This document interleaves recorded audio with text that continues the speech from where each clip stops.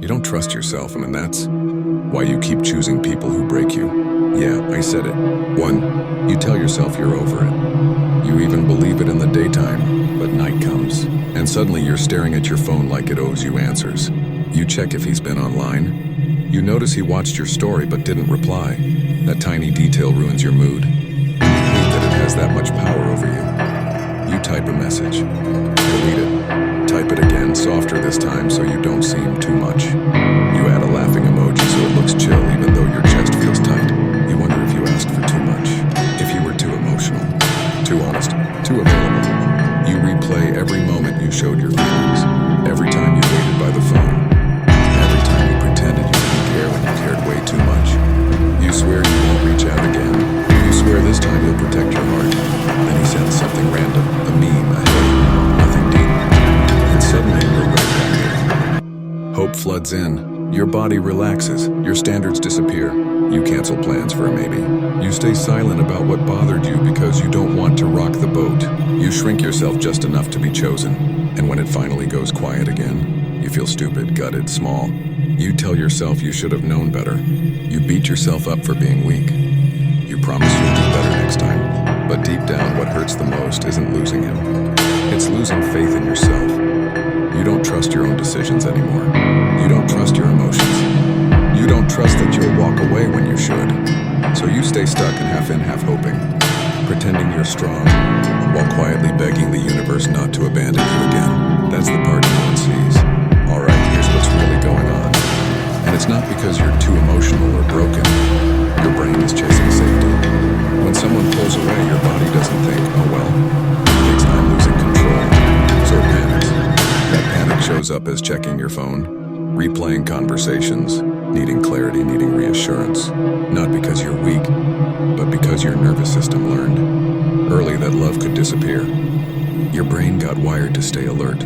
Every text gives you a hit. Every delay sends you spiraling. High, crash, repeat. That's not romance. That's a dopamine loop. And when you're in that loop, you stop trusting yourself. You don't act from values, you react from fear. Marcus Aurelius talked about this without all the fancy language. He believed the mind either leads or gets dragged. Right now, your emotions are dragging you by the ankle. You say things you didn't plan to say. You chase moments you swore you were done with.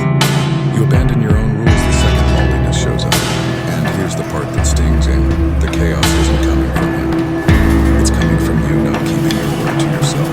Every time you ignore a red flag, your self-trust drops. Every time you over-explain, you tell your mind, I can't handle silence. Every time you stay when it feels wrong, you teach yourself that comfort matters more than dignity.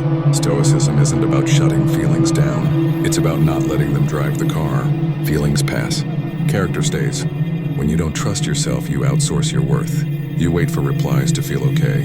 You need proof to feel chosen. That's exhausting. The Stoic move is simple, not easy, but simple. Build a mind you can rely on. Because once you trust yourself to act right, even when it hurts, the panic fades. Not because life gets perfect, but because you finally feel safe inside your own skin. Keep your word to yourself, especially when it's uncomfortable. If you say you're not texting him, don't text him. Not because he doesn't deserve you, but because you deserve consistency. Self-trust is built the same way muscle is. Small reps done daily. Every time you break your own rule, your mind learns you're not reliable. Every time you follow through, even while shaking, your confidence grows quietly. 2. Slow your reactions down on purpose. No replying when emotional, ever. Give yourself a rule, 1 hour minimum. Drink water, walk, breathe. Strong women don't react fast. They respond calm. Urgency is almost always fear wearing a mask. Silence won't kill you. Impulse will. 3. Stop explaining yourself to people who already crossed the line. If someone confuses you, disrespects you, or keeps you guessing, you don't need the perfect words. You need distance. Explaining is you asking to be understood. Stoic women move without permission. Your actions speak louder than your paragraphs. 4. Do one hard thing daily that future you will thank you for. Gym when you don't want to. Early night instead of scrolling. No stalking socials. No drunk texts. Discipline builds trust faster than motivation ever will. You don't need to fix your whole life. Just prove to yourself once a day that you can handle discomfort. 5. Choose dignity over relief every single time. Relief says, just text him. Dignity says, I'll survive this feeling. Relief feels good for 5 minutes. Dignity feels good forever. Ask yourself before every move, will this make me proud tomorrow?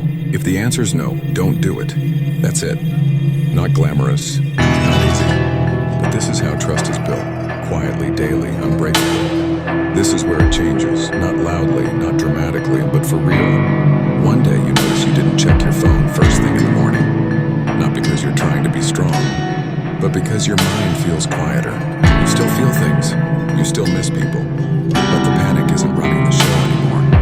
You don't rush to reply. You don't rush to fix misunderstandings. You don't rush to prove you're worthy. Silence stops feeling like rejection and starts feeling like space. You realize you don't need to be chosen to feel okay. You choose yourself by default now. You stop chasing clarity from people who live in confusion. You stop explaining your feelings to people who benefit from misunderstanding you. You stop begging situations to make sense. And here's the wild part. Your body relaxes. Your shoulders drop. Your breathing slows. Your nervous system finally gets the memo. We're safe. You don't feel the urge to perform anymore. No more overthinking your tone. No more softening your needs to be digestible. No more shrinking to keep someone close. You become solid. Not cold. Not closed off. Just grounded. You walk away clean now. No speeches. No dramatic exits. No long messages trying to be understood. You trust yourself to leave when something feels wrong. And because of that, you don't cling when things feel right. People feel the difference. They sense the calm. They sense the self-respect. Some drift away, and that no longer scares you. Others step up because they have to. You're no longer chaotic with your heart. You're careful, intentional, steady. This isn't you giving up on love. This is you refusing to abandon yourself again. And once that line is crossed, there's no going back. Here's the truth most people won't tell you straight. Your life didn't fall apart because you loved too much. It fell apart because you stopped trusting yourself. Every time you ignored your gut, every time you stayed quiet to keep peace, every time you chased reassurance instead of walking away, that's where the damage happened. But here's the good news, and yeah, it is good news. You don't need closure. You don't need apologies. You don't need to be chosen. You need to be solid with yourself. Because once you trust yourself to handle discomfort, to sit with loneliness, to leave when it's wrong, nothing has power over you anymore. Not mixed signals, not silence, not rejection. You stop fearing abandonment because you know you won't abandon yourself. That's Stoicism in real life. Not cold, not emotionless, just strong where it matters. Marcus Aurelius said it simply, waste no more time arguing what a good person should be. Be one. That means doing the right thing, even when your emotions scream for relief. That means choosing dignity when chaos feels tempting. That means becoming a woman whose word actually means something. And once you become that woman, your energy changes. Your standards rise. Your peace becomes non-negotiable. You don't chase. You don't beg. You don't explain. You move quietly. You leave clean. You sleep better.